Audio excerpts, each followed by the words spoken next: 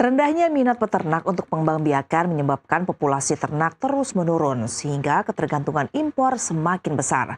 Para ahli pun menyarankan pemberian insentif seperti inseminasi buatan gratis dan bonus perkelahiran ternak diharapkan dapat meningkatkan animo peternak.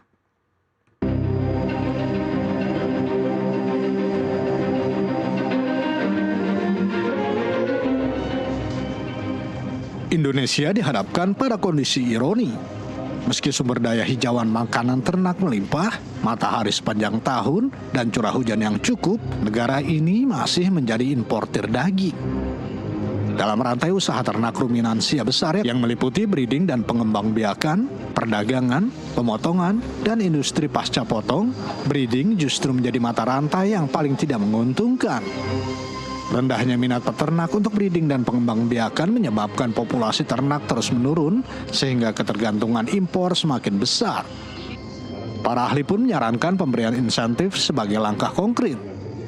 Insentif seperti inseminasi buatan gratis dan bonus perkelahiran ternak diharapkan dapat meningkatkan animo peternak. Dengan demikian, populasi ternak lokal bisa kembali tumbuh dan mengurangi kebutuhan impor. Salah satu contoh nyata dilakukan di Bukit Waruwangi, sebuah resort yang memadukan fungsi peternakan dan wisata. Sistem ranch diterapkan untuk mengembangbiakan ruminansia besar baik kerbau maupun sapi. Indonesia ini sumber dagingnya berasal dari impor yang cukup besar. Kalau tadi kita lihat angka dari Profesor Suhubdi, selisih antara demand dengan supply itu kurang lebih 30% yang diisi dari impor. Karena Indonesia memiliki hijauan makanan ternak yang melimpah dengan sinar matahari sepanjang tahun dan hujan yang cukup, rumput hidup sepanjang tahun. Itu yang membuat kita risau. Kedua, kerbau adalah jenis binatang yang sangat memiliki daya tahan yang kuat sekali. Dalam praktik kita di sini, mortality yaitu angka kematian anak 0%. Biaya kesehatan yang sangat rendah dan dia bisa makan makanan yang sepenuhnya hijauan tanpa tambahan ekstra yang mahal.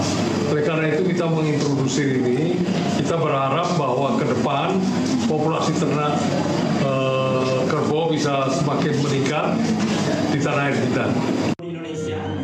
Direktur Perbibitan dan Produksi Ternak Kementan, Haris Suhada menegaskan bahwa hulu peternakan harus jadi fokus utama. Pemerintah sedang menyusun skema insentif lebih kuat untuk memperbaiki sektor perbibitan nasional. Hari ini kami apresiasi luar biasa. Ya, Pak Siswono inisiasi awal seminar untuk membangun peternakan kerbau. Dan selama ini mungkin kalau kita lihat 10 tahun belakangan ya Pak Paul ya, ini sudah terkesan terlupakan. Sebenarnya bukan lupa, cuma belum dioptimalkan, belum kelihatan di sosial masyarakat. Kalau kita lihat populasi saat ini untuk ternak kerbau di Indonesia itu 560 ribuan untuk saat ini. Sementara kita saat ini masih butuh protein hewani asal daripada ternak sapi, baik daging maupun susu. Sementara itu, pakar hewan Universitas Mataram, Profesor Suhubdi memprediksi kerbau Indonesia mendekati punah pada 2031. Menurutnya, pada 1970-an Indonesia pernah mengekspor sapi. Sekarang 30% kebutuhan daging tanah air disuplai dari Australia dan India. Ia menegaskan tanpa insentif nyata mulai dari IB gratis, bonus kelahiran hingga akses pengembalaan, Indonesia akan sulit keluar dari lingkaran impor. Tapi tidak mau dari ke warung tradisional. Nah, kira-kira kerbau itu masih dianggap dia barang lokal gitu Pak. Nah, sapi itu datang dari luar. Jadi orang kalau yang datang dari luar pasti dia senang-senang. Nah, tapi kalau yang lokal, ya lokal sudah ada di situ. Tapi kan tidak semua yang lokal jelek.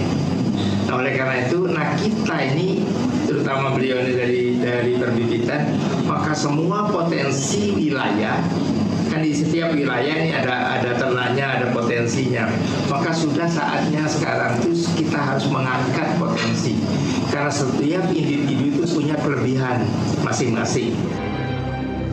Seperti diketahui, populasi kerbau di Indonesia mengalami penurunan drastis.